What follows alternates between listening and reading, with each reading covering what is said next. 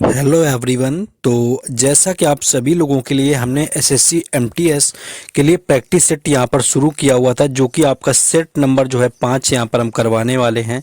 Already 4 set आपके GK GS के हो चुके हैं और उनकी प्लेलिस्ट भी मैंने बना दी हुई है।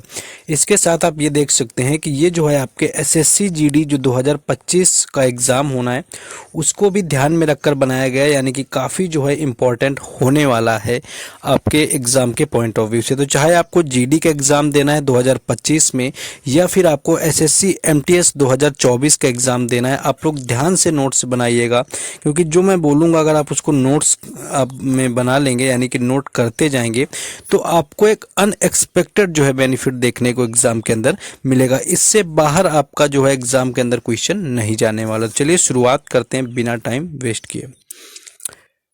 पहला क्वेश्चन है कि जतिन गोस्वामी किस शास्त्रीय नृत्य से संबंधित है। पीवाईक्यू का ये क्वेश्चन है, ऑलरेडी कई बार पहले भी पूछा गया है कि Jatin Goswami is related to which classical dance. तो जतिन गोस्वामी की बात करें तो इनका जो संबंध है वह सत्रिया नृत्य से, और सत्रिया की बात करें आप सभी को पता होगा कि ये असम का शास्त्रीय नृत्य है, जो कि सबसे अंत में जो है शास्त्रीय नृत्य का दर्जा पाया वर्ष 2000 में, यानी कि 2000 में जो है इसको क्लासिकल जो है डांस का आपका नॉमिनेट किया गया था सत्रिया, जो कि असम का। ये चीज़ याद रखेंगे, इससे संबंध है आपके जो है जतिन गोस्वामी का। और इसके अगर आपसे ये पूछ ले कि इसके जनक कौन थे, यानी कि इसको बनाने वाले, तो वो थे श्रीमंत शंकरदेव। ये भी क्वेश्चन सीपीयू एग्जाम में पूछा गया है कि श्रीमंत शंकरदेव जो है वो सत्रिया के जनक रहे हुए हैं। कुछ और आप नाम याद रख सकते हैं यहाँ पर अगर हम बात करें सत्रिया के, तो जैसे आपका धनाकांत बोरा हो गया, यानी कि किसी के नाम में अगर आपका बोरा लग जाता है तो ये सारे लोग संबंधित होंगे आपके सत्रिया से। ये चीज़ याद रखेंगे। तो धनाकांत बोरा हो गया, जतिन गोस्वामी हो गया, इंदिरा पी बोरा हो गया, और रामेश्वर जो शौकिया है आप याद रख सकते हैं, रामेश्वर शौकिया है, इनका भी जो संबंध है वो आपका है क्षत्रिय नृत्य से। आपको याद रखना है। और शौकिया से अगर आपको याद आया हो कि जो आपके उत्तर पूर्वी राज्य हैं उनको 7 सिस्टर कहा जाता है, ये किसने कहा था? ज्योति प्रसाद शौकिया ने, जो कि पॉलिटिशियन थे। तो ज्योति प्रसाद शौकिया ने जो उत्तर पूर्वी राज्य साथ उनको 7 सिस्टर कहा हुआ था 1972 में। आई थिंक मैंने आपको पहले या दूसरे प्रैक्टिस सेट में ये बताया है। जो लोग पीछे से फॉलो कर रहे होंगे उनको याद आ गया होगा। तो आई होप कि यहाँ तक आप समझ गए होंगे। नेक्स्ट आगे आ जाते हैं अगले क्वेश्चन में। नेक्स्ट आपका है कि वनडे क्रिकेट में 50 ओवर का मैच कब शुरू हुआ था। देखिए पहले क्या होता था कि आपका जो वनडे क्रिकेट होता था, मान लीजिए कि जब भारत ने वर्ल्ड कप जीता 1983 के अंदर, तब आपका जो मैच होता था क्रिकेट में वनडे वाला वो 50 ओवर का ना होकर के आपका 60 ओवर का होता था। ये चीज़ आपको याद रखना है, तब वो 60 ओवर का होता था, 50 का नहीं था। लेकिन जो 50 ओवर की शुरुआत है क्रिकेट के अंदर, ये आपकी शुरू हुई थी 1987 से। ये चीज़ याद रखना है, 1987 से आपकी शुरुआत हुई, जो कि वनडे क्रिकेट में 50 ओवर का खेले जाने लगा। और इसमें आप ये याद रख सकते हैं कि कोई जो खिलाड़ी होता है, मान लो वो कितने ओवर फेंक सकता है। अगर बात करें तो जब 50 ओवर का मैच होता है तो कोई खिलाड़ी जो होता है वो 10 ओवर मैक्सिमम फेंक सकता है, आपका एक खिलाड़ी। यही जब चीज़ आपके T20 में आती है कि T20 में कोई खिलाड़ी कितने ओवर फेंक सकता है, तो मैक्सिमम कोई खिलाड़ी जो होता है 4 ओवर फेंक सकता है। लेकिन जब टेस्ट क्रिकेट की बात करी जाएगी कि टेस्ट क्रिकेट में कोई खिलाड़ी कितने ओवर फेंक सकता है, तो वो अनलिमिटेड ओवर फेंक सकता है, चाहे जितने ओवर वो फेंके। बस एक रूल होता है कि 1 आवर के अंदर, यानी कि 1 घंटे के अंदर टेस्ट क्रिकेट के अंदर 15 ओवर जो है फेंके जाने चाहिए। ये वहाँ पर आपका होता है। और आप यहाँ से क्या याद रख सकते हैं, पावर प्ले वगैरह की मैं बात करूँ तो T20 का जो खेल होता है उसमें स्टार्टिंग के जो होता है 6 ओवर तक जो होता है पावर प्ले होता है। और यही चीज़ जब ओडीआई यानी कि वनडे क्रिकेट में चलती है तो 10 ओवर तक जो होता है पावर प्ले होता है क्रिकेट के अंदर। पावर प्ले तो आप लोग जानते ही होंगे। और जैसे कि आपका 1970 आपको 87 से मैंने बताया कि 50 ओवर का मैच शुरू हुआ था, इससे पहले 60 ओवर का होता था। एक आपका डीएलएस मेथड भी आपको पता होगा कि डीएलएस मेथड जो होता है ये क्या है। तो डीएलएस मेथड क्या होता है कि किसी कारण से मान लीजिए कि अगर बारिश होने लगती है या कुछ भी होता है तो वहाँ पर मैच को जिता देते हैं, बोलते हैं डीएलएस मेथड से आपका जीता हुआ है, जिसको बोलते हैं डीएलएस को क्या बोला जाता है, आपका डक वर्थ जो होता है, लुइस जो नियम होता है इसके अनुसार जिताते हैं, यानी कि डक वर्थ जो लुइस नियम है इसके अकॉर्डिंग जिता देते हैं डीएलएस मेथड से कि इतने ओवर में इतने रन अगर बना लिए तो इसी के अकॉर्डिंग आगे कितने रन बन जाएंगे। और ये क्रिकेट में इंट्रोड्यूस किया गया था आपका 1997 में, यानी कि 1987 में आपके 50 ओवर का मैच शुरू हुआ और जो डीएलएस मेथड आया वो 1997 में आया हुआ था। आई होप कि नोट बना रहे होंगे सारे लोग। बाकी लाइक शेयर कमेंट करके थोड़ा सा सपोर्ट करते रहिए, क्योंकि काफ़ी इसमें कंटेंट आप देख ही रहे होंगे कि मैं किस तरह का प्रोवाइड करा रहा हूँ, आप मॉक टेस्ट दे करके समझ सकते हैं। नेक्स्ट है कि डोलू कुनिथा लोक नृत्य किस राज्य का है। देखिए डोलू कुनिथा की अगर बात करें कि किस राज्य का है आपका, तो कर्नाटक जो है इसका राइट आंसर हो जाएगा, यानी कि जो कर्नाटक है ये आपका राइट आंसर हो जाएगा, जहां से आपका डोलू कुनिथा का संबंध है। इसके साथ साथ आपका कामसाले अगर पूछ ले, एक आपका और नृत्य होता है कामसाले नृत्य, अगर आपसे कामसाले पूछ लेगा तो ये भी आपका कहाँ का हो जाता है, कर्नाटक का ही हो जाता है। कर्नाटक का एक और आपका प्रचलित है जो कि कई बार एसएससी एग्जाम में देखने को भी मिला, जो कि यक्षगान होता है, ये भी कर्नाटक का ही होता है। इसके साथ साथ एक आपका एक भूत आराधना, आपका भूतो आराधना अगर आपने सुना हो तो ये भी जो है आपके कर्नाटक का ही है और पूछा जाता है, इसको भी आप लोग याद रखेंगे। यानी भूतो आराधना भी हो गया कर्नाटक का। जैसे कि आपका कामसाले है उसी तरह से आपका एक वीरगासे होता है, वीरगासे भी याद रखना है। वीरगासे ये भी आपके कर्नाटक का ही होता है, तो ये आपको कर्नाटक के यहाँ पर याद रखने हैं। बाकी हम लोग आगे बढ़ेंगे, नेक्स्ट क्वेश्चन को देखेंगे अपने। नेक्स्ट है कि ऋग्वेद में सर्वाधिक जो मंत्र हैं वो किस देवता को समर्पित है। देखिए अगर ऋग्वेद की यहाँ पर बात करी जाए, आप सभी को पता होगा कि कुल जो हमारे वेद हैं वो 4 हैं, और सबसे अगर पुराना आपसे पूछा जाए कि यानी कि ओल्डेस्ट हमारा कौन सा है, तो ओल्डेस्ट आपको पता ही होगा कि जो ऋग्वेद होता है ये हमारा सबसे पुराना होता है। और बाकी जो इसको पढ़ने वाला होता है उसको क्या बोलते हैं, तो वो आपका होत्र कहलाता है, यानी कि जो इसको पढ़ता है वो आपका होत्र कहलाता है। और आपका ये याद रखना कि इसमें सूक्त आपके कितने हैं, तो 1028 जो हैं इसके अंदर सूक्त दिए गए हैं। गायत्री मंत्र का जो उल्लेख है ये चीज़ भी आप याद रखेंगे, गायत्री मंत्र का उल्लेख भी आपको मिलता है ऋग्वेद के अंदर। 10 मंडल इसके अंदर आपके दिए गए हैं। अब देखिए क्वेश्चन क्या था आपका, हाँ किस देवता को समर्पित है, तो सर्वाधिक जो मंत्र हैं आपके वो समर्पित है अग्नि देवता के, यानी कि अग्नि देवता जो हैं उनको सबसे ज़्यादा मंत्र जो हैं समर्पित हैं ऋग्वेद में। इसके अलावा जो है सूर्यदेव के बारे में भी बात करी जाती है। और इसको लिखने वाले कौन थे, अगर आपसे कभी ये पूछे कि जो है आपका ऋग्वेद लिखा किसने, तो ये लिखा गया विश्वामित्र के द्वारा। विश्वामित्र ने इसको लिखा, जो कि ब्राह्मी लिपि में लिखा गया, ये चीज़ भी याद रखेंगे। नेक्स्ट आ जाते हैं अगले क्वेश्चन में। नेक्स्ट क्वेश्चन है कि ऐसे कौन से मौलिक अधिकार हैं जो कि सिर्फ भारतीयों के लिए होते हैं, यानी कि अगर कोई विदेशी व्यक्ति है तो उसको वो मौलिक अधिकार आपके जो हैं लागू नहीं होंगे, वो सिर्फ भारतीयों को आपका लागू होते हैं। तो पहली चीज़ तो आपको ये याद रखना है कि जो आपके मौलिक अधिकार हैं इनको संविधान के भाग 3 में दिया गया है। अनुच्छेद अगर आपसे कभी पूछे तो अनुच्छेद आपके 12 से लेकर के 35 तक दिए गए हैं, ये चीज़ भी याद रखना है, 12 से 35 तक है। और इन्हें लिया गया है यूएसए के संविधान से, ये चीज़ भी याद रखेंगे।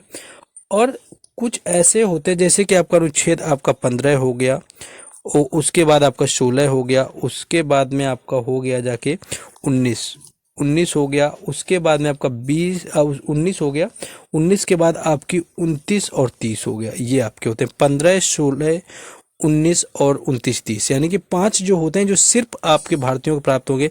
15 क्या होता है कि धर्म, लिंग, जाति या किसी के स्थान के आधार पर किसी का भेदभाव नहीं होगा, ये सिर्फ भारतीयों को प्राप्त है, कोई विदेशी आकर के इसका जो है चैलेंज नहीं कर सकता है सुप्रीम कोर्ट में। 16 क्या होता है कि रोजगार के समान अवसर होते हैं, लेकिन ये सिर्फ भारतीयों के लिए लागू होगा, कोई जो विदेशी व्यक्ति होगा वो इस पर जो है आपका नहीं कर सकता है कि यहाँ पर वो उसको रोजगार के समान अवसर दिए जाएं। इसके बाद होता है 19, आपको पता ही होगा वाक एवं अभिव्यक्ति की जो आज़ादी है इसके बारे में होता है। तो ये आपका होता है कोई विदेशी आकर के कुछ भी नहीं बोल सकता, ये सिर्फ अधिकार आपको मिले हैं। बाकी 29 और आपका 30 होता है जो आपके सांस्कृतिक जो धरोहर का अधिकार होता है आपका, तो वो आपका यहाँ पर आपका सिर्फ भारतीयों को मिला हुआ है। तो ये याद रखेंगे, सिर्फ भारतीयों के लिए हो सकता है। आपसे ये पूछे कि इनमें से कौन सा विदेशियों को नहीं मिलेगा, इस तरह से क्वेश्चन आपका यहाँ से बन सकता है, तो ये चीज़ आप लोग याद रखेंगे। नेक्स्ट आपका अगला क्वेश्चन है, नेक्स्ट क्वेश्चन ये आ चुका है कि 2011 जनगणना के आयुक्त कौन थे। देखिए 2011 के अगर जनगणना आयुक्त की बात करें तो सी चंद्रमौली इसका राइट आंसर हो जाएगा, यानी कि सी जो चंद्रमौली हैं ये 2011 जनगणना के जो हैं आपके आयुक्त रहे हुए थे। बाकी 2011 की जो जनगणना थी ये चीज़ याद रखना है कि ये 15वीं नंबर की जनगणना थी, क्योंकि आपकी पहली जो हुई थी 1872 में जो कि आधिकारिक नहीं थी और इसको करवाई हुई थी लॉर्ड मेयो ने। उसके बाद 1881 में फिर से आपकी जनगणना होती है जो कि लॉर्ड रिपन ने करवाई, जो कि आधिकारिक तौर पर थी। और आज़ाद भारत की पहली जो जनगणना है वो 1951 में हुई थी।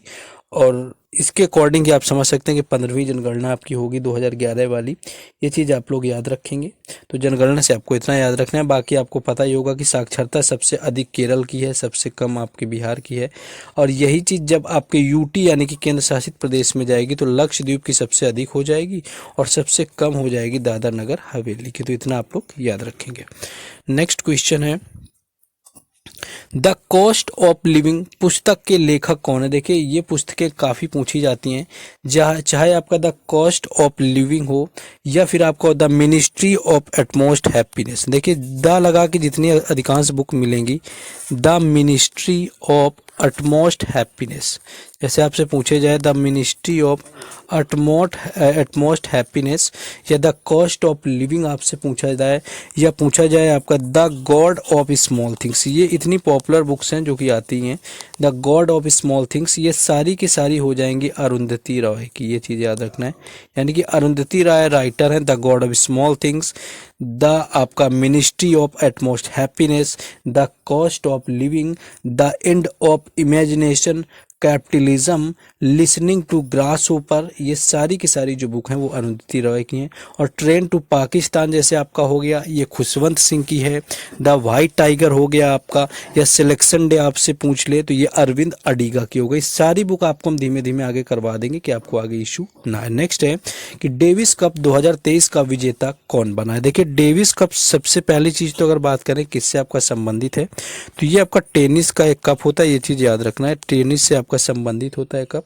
और सबसे पहले जो इसकी शुरुआत करी गई थी, यानी कि पहला अगर आपसे पूछे टेनिस का जो डेविस कप है कब हुआ तो ये आपका हुआ था 1900 में। ये चीज़ याद रखनी है, सबसे पहले 1900 में खेला गया। और सबसे ज़्यादा बार यानी कि मैक्सिमम टाइम कौन इसको जीता है, यानी कि कौन सा देश विजेता रहा हुआ है तो यूएसए यानी कि यूनाइटेड स्टेट्स जो अमेरिका है ये विजेता रहा हुआ है सबसे ज़्यादा बार। और कितने बार जीता अगर कोई आपसे पूछे तो ये 32 बार यानी कि 32 टाइम जीता हुआ है। और 2023 का आपसे पूछा था तो 2023 का जो विजेता रहा हुआ था वो था इटली, और इटली ये जीता है 2 बार यानी कि दूसरी बार इसने जीता हुआ है। भारत जो है एक बार भी नहीं जीता है, ये चीज़ याद रखना है, भारत एक बार भी नहीं जीता है। सिर्फ 3 बार जो है उप विजेता रहा हुआ है भारत यहाँ पर डेविस कप का। 3 बार सिर्फ उप विजेता रहा हुआ है लेकिन जीता एक भी बार नहीं है। नेक्स्ट आ जाते हैं अगले क्वेश्चन में। नेक्स्ट है कि राकेश चौरसिया का संबंध किस वाद्य यंत्र से है। देखिए राकेश चौरसिया आप लोग ये इसलिए याद रखेंगे क्योंकि आपको इससे पहले आपने नाम सुन रखा है हरिप्रसाद चौरसिया, और हरिप्रसाद चौरसिया सुन रखा होगा तो आप लोग बांसुरी ही बता देंगे और आंसर भी आपका बांसुरी ही होता है, चाहे हरिप्रसाद चौरसिया हो चाहे राकेश चौरसिया हो। लेकिन 2024 का ग्रैमी अवार्ड है ये मिला है राकेश चौरसिया को बांसुरी वादन के लिए। यह चीज़ याद रखना है कि ग्रैमी अवार्ड जो है ये मिला हुआ है राकेश चौरसिया को, इसलिए ये क्वेश्चन जो है आपका इम्पोर्टेंट बन जाता है और ये आपके पूछे जाने के चांस बनते हैं। तो ये आपका राकेश चौरसिया हो गया। बाकी आपको पन्नालाल घोष तो पता ही होगा, पन्नालाल घोष भी कई बार पूछा जाता है। बाकी आप याद रख सकते हैं जैसे कि आपका मृदंगम जैसी हो गई, इनके बारे में कम याद रहता है लोगों को, या सुरबहार हो गया है ना। तो इससे अगर बात करें तो रामनाथ वी राघवन यानी कि रामनाथ वी राघवन जो हैं ये आपके हैं, रामनाथ वी राघवन मृदंगम से संबंधित हैं। एवी आनंद अगर आपसे पूछे तो इनका भी संबंध जो है आपके यहाँ पर है आपके मृदंगम से। टीवी गोपाल कृष्णन की बात करें तो टीवी गोपाल जो कृष्णन है इनका भी संबंध क्या है आपके यहाँ पर मृदंगम से होता है। नेक्स्ट क्वेश्चन आगे आते हैं। नेक्स्ट है कि संयुक्ता पाणिग्राही किस नृत्य से संबंधित हैं। तो संयुक्ता जो पाणिग्राही है उनका जो संबंध है वो किससे है। तो संयुक्ता पाणिग्राही की बात करें तो ओडिसी नृत्य से इनका संबंध है, आपको याद रखना है। ओडिसी नृत्य से इनका संबंध है। और ओडिसी नृत्य से और आप क्या याद रख सकते हैं, मान लीजिए ओडिसी नृत्य, आपको ये तो पता ही है कि ओडिशा का शास्त्रीय नृत्य है। और जितने भी लोगों के नाम में आपका महापात्रा आता है, यानी कि महापात्रा जिसके भी नाम के अंत में आएगा वो आपका ओडिशा से संबंधित होगा। और केलुचरण महापात्रा इसका जीता जागता उदाहरण है। और केलुचरण महापात्रा जो थे इनको वर्ष 2000 में क्या दिया गया, पद्म विभूषण। और इम्पोर्टेंट ये इसलिए है कि ओडिशा के ये पहले व्यक्ति बने हुए थे जिनको पद्म विभूषण दिया गया था। तो वर्ष 2000 में मिला केलुचरण महापात्रा को। और सोनल मानसिंह एक नाम आपको याद रख लेना है, क्योंकि सोनल मानसिंह ओडिसी के साथ साथ क्या है, आपके भरतनाट्यम से भी इनका संबंध है। और ये सबसे कम उम्र की नृत्यांगना है जिनको पद्म पुरस्कार मिला हुआ था, क्योंकि 1992 में इनको पद्म भूषण मिला हुआ था। कई बार क्वेश्चन रिपीटेड मोड में ये पूछे गए हैं एसएससी के एग्जाम के अंदर। तो ये चीज़ आप लोग यहाँ पर याद रखना है। और कुछ आप याद रख सकते हैं, जैसे आपका लीला सैमसन हो गया, यानी कि लीला अगर सैमसन आपसे पूछ दे, लीला सैमसन, और आपका वैजंती माला पूछ दे, ये लीला सैमसन और वैजंती माला अगर बात करें तो इनका भी जो संबंध है वो हो जाएगा भरतनाट्यम से। तो ये चीज़ याद रखना है। नेक्स्ट आ जाते हैं अगले क्वेश्चन में। नेक्स्ट है कि हरिके बैराज किस नदी के मिलने पर बनता है। देखिए हरिके बैराज आपका क्या है कि ये पंजाब में, पहली चीज़ तो ये याद रखना है कि ये आपका पंजाब में बनता है। और दो नदियां होती हैं जिनके संगम पर आपका बनता है हरिके बैराज। और वो जो दोनों नदियां हैं आपकी वो कौन सी हैं, आपकी सतलज और व्यास। यानी कि सतलज हो गई और सतलज के साथ में आपकी हो जाती है व्यास। और इन दोनों नदियों के मिलने पर आपका हरिके बैराज बन जाता है। और हरिके बैराज है कहाँ पर, अगर कोई आपसे पूछे तो ये आपका हरिके बैराज है आपका पंजाब में। और इसके साथ आप याद रख सकते हैं नदियों में, मान लीजिए आप याद रखिए सतलज का आप याद रखिए कि जो उद्गम स्थल है वो राकस ताल है, जो कि इसका उद्गम स्थल भारत में ना होकर के तिब्बत में होता है। ये चीज़ याद रखेंगे। और याद रख सकते हैं कि आपकी जो सतलज नदी है सबसे ज़्यादा किस राज्य में बहती है, तो सर्वाधिक जो इसकी आपकी सीमा है यानी कि विस्तार है वो पंजाब राज्य में। ये चीज़ याद रखेंगे। बाकी आपको याद रखना है जैसे व्यास नदी वगैरह, आपको ब्रह्मपुत्र नदी वगैरह के बारे में याद रख लेना है कि ब्रह्मपुत्र नदी के बारे में कि आपका इसका जो माजुली है द्वीप है विश्व का सबसे बड़ा, वो ब्रह्मपुत्र नदी पर है। भारत में इसको दिहांग कहते हैं। उसके साथ साथ आपको याद रखना है कि सांगपो इसको तिब्बत में कहा जाता है। और जमुना बांग्लादेश के अंदर ब्रह्मपुत्र को कहा जाता है। डायरेक्ट स्टैटिक की तरह ये क्वेश्चन आपके एग्जाम में पूछा जाता है। नेक्स्ट क्वेश्चन है कि श्वेत क्रांति का जनक किसे माना जाता है। श्वेत क्रांति के अगर जनक की बात करें तो ये माना जाता है वर्गीज कुरियन को। वर्गीज जो कुरियन है इनका जो संबंध है वो माना जाता है आपका श्वेत क्रांति से, यानी कि श्वेत क्रांति के जो जनक हैं वर्गीज कुरियन है। ये चीज़ आपको याद रखना है। तो ये माना जाएगा वर्गीज कुरियन को। और राष्ट्रीय जो डेयरी विकास बोर्ड है, यानी कि राष्ट्रीय डेयरी विकास बोर्ड है, इसकी स्थापना जो है वो भी वर्गीज कुरियन ने करी हुई थी। राष्ट्रीय डेयरी विकास आपका बोर्ड, जिसका मुख्यालय आपका, जिसको एनडीबीडी आपका शॉर्ट में बोलते हैं, तो एनडीबीडी है। और जिसका मुख्यालय आपका गुजरात के आनंद में स्थित है। ये चीज़ याद रखना है। इसकी भी स्थापना करी गई वर्गीज कुरियन के द्वारा। ये चीज़ आप लोग याद रखेंगे। बाकी अगर आपसे राष्ट्रीय डेयरी अनुसंधान संस्थान पूछ ले इसका कहाँ पर है, तो वो आपका हरियाणा करनाल में हो जाएगा। लेकिन राष्ट्रीय जो डेयरी विकास बोर्ड का मुख्यालय है वो आपका होता है आनंद में। नेक्स्ट क्वेश्चन है, जल्दी से खत्म करेंगे, थोड़ा काम आ गया है। नेक्स्ट है कि सबसे अच्छे प्रकार का कोयला कौन सा माना जाता है। तो सबसे अगर बेस्ट कोयले की आपकी बात करी जाए तो वो आपका होता है एंथ्रेसाइट, यानी कि एंथ्रेसाइट होता है सबसे बेहतरीन कोयला होता है। इसके बाद जो दूसरे नंबर पर आने वाला कोयला होता है वो बिटुमिनस होता है। ये चीज़ याद रखना है। तीसरे नंबर पर आपका लिग्नाइट आता है। ये भी कुछ अच्छा ही कोयला होता है आपका लिग्नाइट। और सबसे आपका रद्दी क्वालिटी का जिसको बोलते हैं वो आपका पीट होता है, जो कि आपका जिसके अंदर 55 से 60% आपका मात्र होता है कोयला। लिग्नाइट में आपका 75%, एंथ्रेसाइट में आपका 95% और बिटुमिनस में जो है आपका 85% तक कोयला पाया जाता है। तो सबसे बेहतरीन क्वालिटी का एंथ्रेसाइट होता है और सबसे बेकार क्वालिटी का आपका पीट कोयला माना जाता है। नेक्स्ट है कि मुख्यमंत्री नाश्ता योजना किस राज्य ने शुरू की। तो मुख्यमंत्री जो नाश्ता योजना है इसकी शुरुआत जो करी गई थी वो करी गई तेलंगाना के द्वारा, यानी कि तेलंगाना के सरकार के द्वारा जो है आपकी शुरुआत करी गई। इसके साथ साथ आप लोग ये याद रखेंगे कि गृह लक्ष्मी योजना अगर आपसे पूछे तो गृह लक्ष्मी योजना हो गई, ये भी आपकी तेलंगाना की है। और महिला प्लस ट्रांसजेंडर यानी कि महिलाओं और ट्रांसजेंडर के लिए बस की सुविधा जो फ्री करी गई वो भी तेलंगाना सरकार के द्वारा शुरू करी गई। ये चीज़ भी आप लोगों को याद रखना है।